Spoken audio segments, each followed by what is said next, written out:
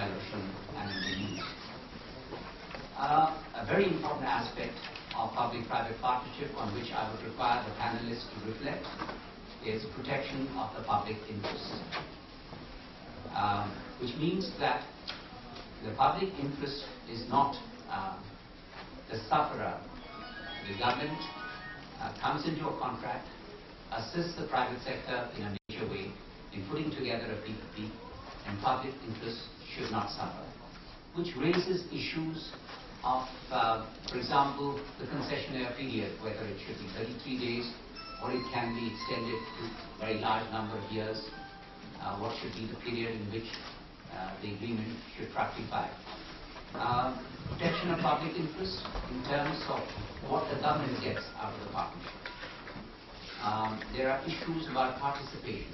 How do we ensure whether the CAG, if it's a public-private partnership where public interest and public money is involved, whether the CAG should, actually audit it, or who should do the audit?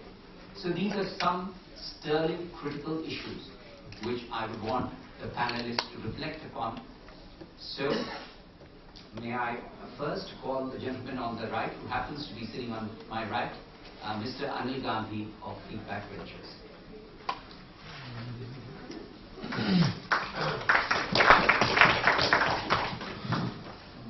Thank you, Dr. Arnold. Definitely, if we look at what is happening across the world today, the development of infrastructure is gaining momentum. Now, is the means which is being questioned, should it be done through public funding or should it be done through private funding? How do you monitor whether the project is coming in on time? What is the welfare which is being given to the society? How do you decommission a project? When does it come back to government? Is it really serving the purpose? If it is a PPP deal, what is the component? I'll just take a step back actually, how these things started and what happened and how we have done it in India, to put into perspective various structures. I think late 80s or early 90s, at that point of time it was called the Private Finance Initiative. It started in United Kingdom, when it was decided that public funding is not to be resorted for building of infrastructure. Essentially, the private sector is going to come, invest in the infrastructure. The government will give some payments, assured payments, during the operations stage actually.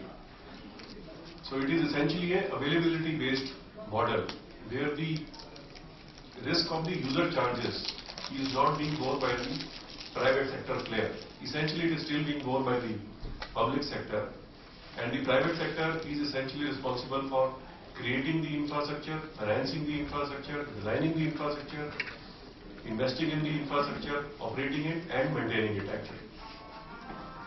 With this, many road projects have happened.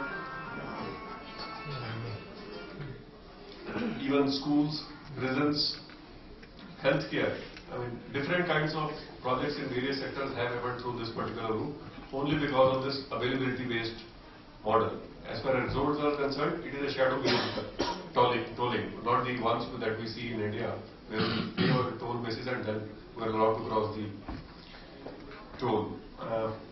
Now, what has happened in UK? There has been a wave of PFIs, and if I say the resistance definitely has been there from the unions. They have been complaining that it is quite prohibitive actually. Had the public done it, this would have ought to come out much cheaper. But I think we all know what has happened, particularly in India, the way things have happened over the past 50 years. I am not propagating pro or cons of PPP or private finance. Essentially, I think what we are seeing is definitely there is a faster implementation of the projects.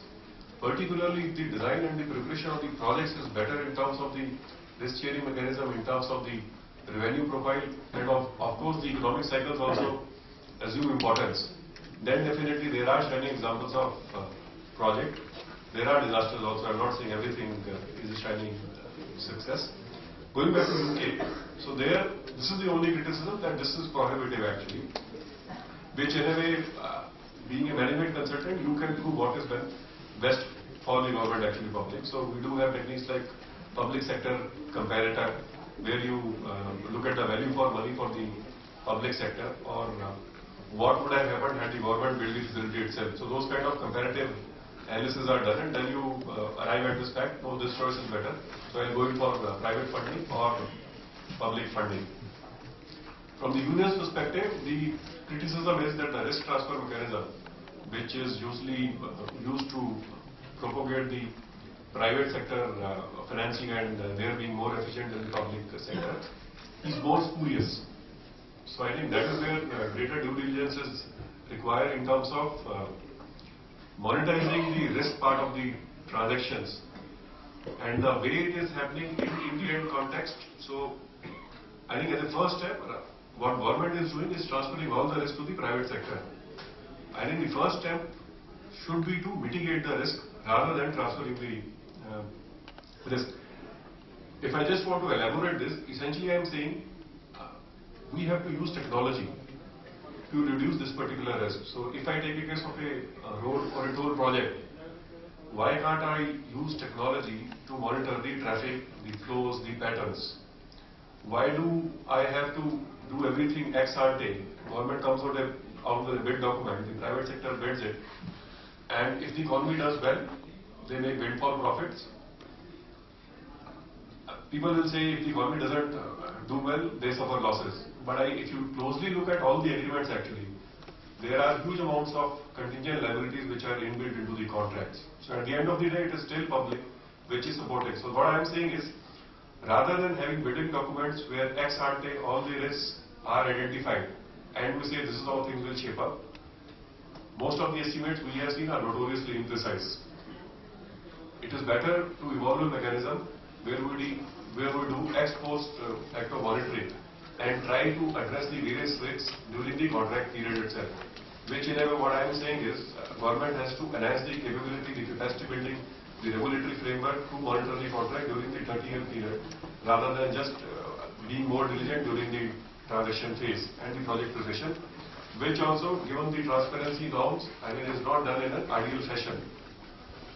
Coming on to the economic parameters, the way concessions are designed, UK, yes, about 30-year period is there.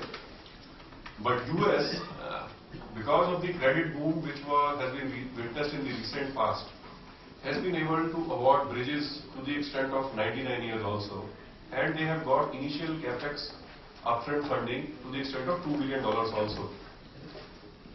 The critics may say that you have sold the family silver, that is not a deal.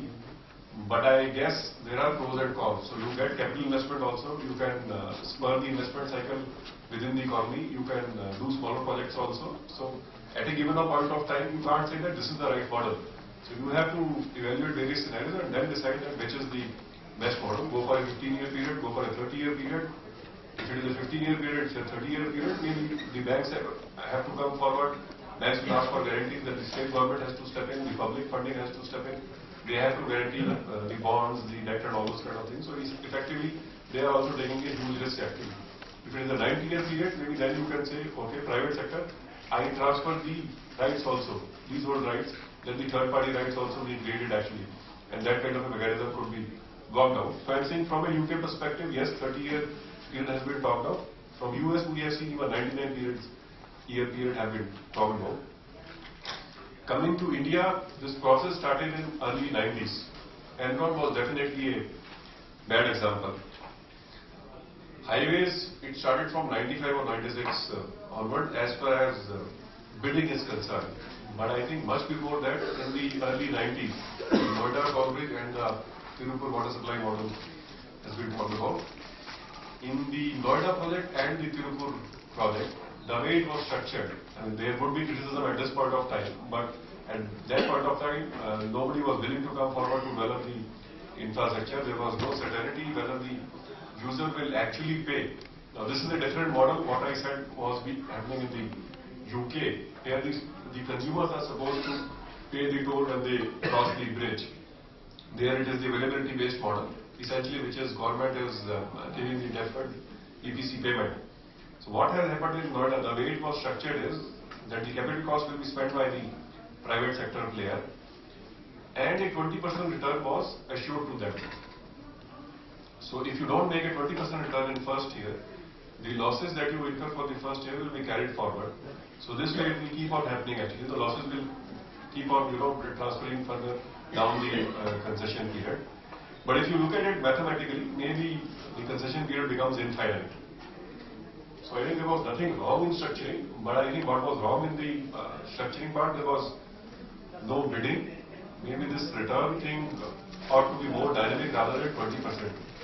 Because at that point of time, the interest rates were high, the economy wasn't that good. So I mean, when economy isn't that good, that doesn't mean that the economic cycle is going to remain same for the next 100 years.